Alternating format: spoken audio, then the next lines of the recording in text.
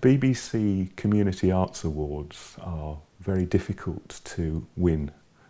You have to put together a bid showing that you're doing something very, very different from your normal pattern of doing things. We frequently put on concerts of major works by Bach and Mozart and Haydn and so forth. But we wanted to do something very different. And I particularly wanted to try to go out and get people involved in singing different sorts of music.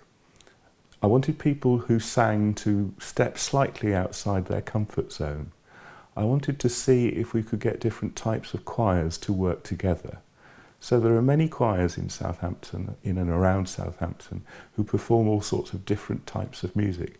Church choirs, school choirs, community choirs, choirs for people with disability, and so on and so forth. But none of these choirs work together, and there's a gulf between them, despite the fact that they all sing from the same hymn sheet.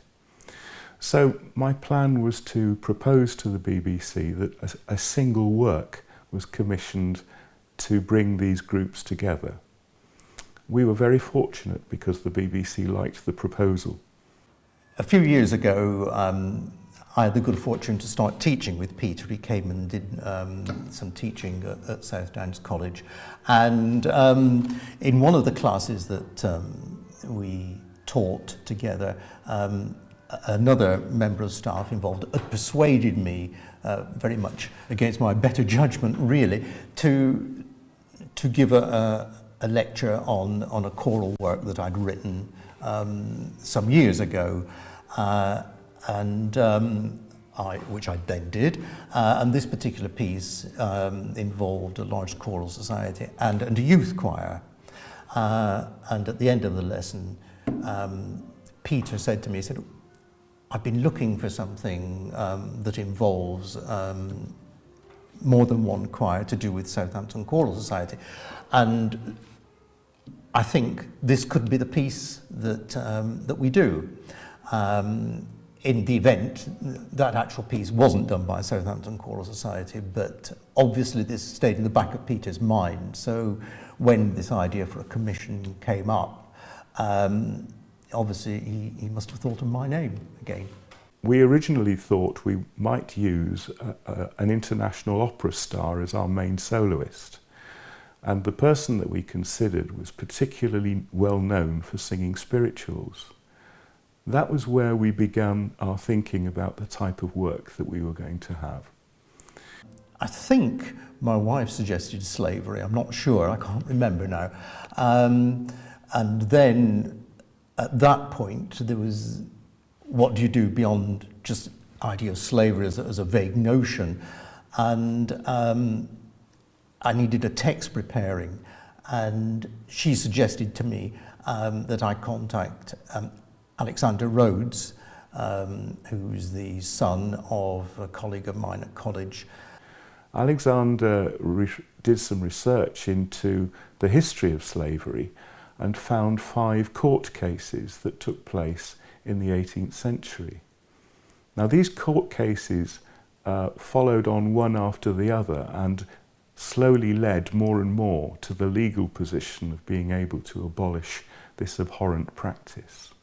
The abolition of slavery was entirely his idea, and as soon as that came back to me, I forwarded that idea to Peter, and he thought that was an absolutely amazing idea. And indeed, so it proved to be. I mean, the text that I got was far beyond anything I would have imagined it to be, so much better.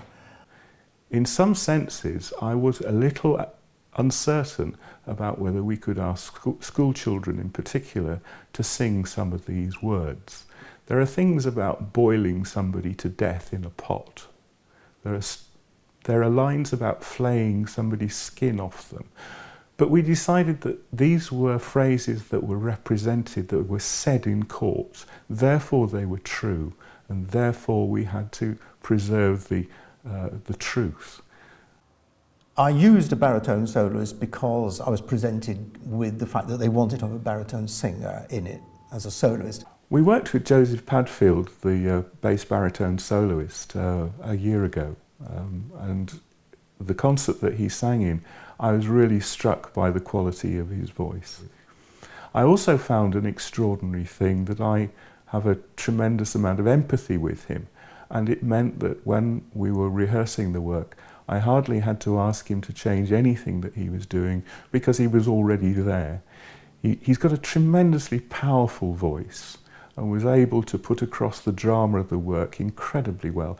In fact, I know that some people were slightly scared when he was singing some of the nasty bits in one of the movements where the text is really rather graphic. The text is transcribed from a court case, so it wasn't given to me in a metrical form, so it's not set as rhyming text or anything like that. So it's not easy to find a meter to set the music, set the text to. I remember Ian telling me quite early on that he was having difficulty setting some of the words because he couldn't get the meter worked out. It was difficult to scan.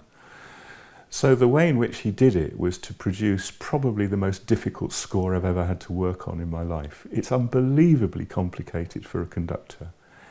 Conductors like working in 2, 4 and 6 beats in a bar, but absolutely hate odd numbers. So Ian's 7/4 bar followed by a 5/4 bar, and then a 4/4 bar just to make you feel at home, and then he's off into 3/7/5 and whatever. It really gave me a headache. But at the same time, I enjoyed it, and we laugh about that as being a challenge that he set me. From a singer's point of view, this particular passage that I keep referring to is not fantastically difficult to sing once you get into the flavour. The words fall into that rhythm quite naturally. It's just difficult to conduct 7/4, I think.